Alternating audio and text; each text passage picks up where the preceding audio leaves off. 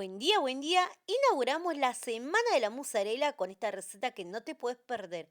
Calzone relleno exquisito y sobre todo con muchísimo amor. Comenzamos integrando la harina con la sal, ayúdate con una espátula, con las manos o con un cornet. En el centro agregamos agua tibia y levadura.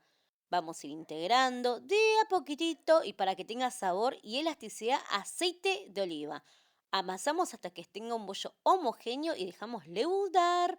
Cuando duplica de tamaño, separamos en dos bollos y con la ayuda de las manos vamos a estirar la masa. Colocamos salsa roja por encima, queso sardo, jamón cocido y el protagonista de esta receta, el queso mozzarella de Lácteos Barraza, el queso de la familia argentina. Por último, rodajas de tomate, huevo duro y más queso rallado. Cubrimos con la masa y vamos a hacer un mini repulgue. Espolvoreamos con harina y dejamos cocinar en un horno bien caliente por 20-25 minutitos. Miren qué rico que quedó este calzone relleno. No se olviden de guardar y compartir.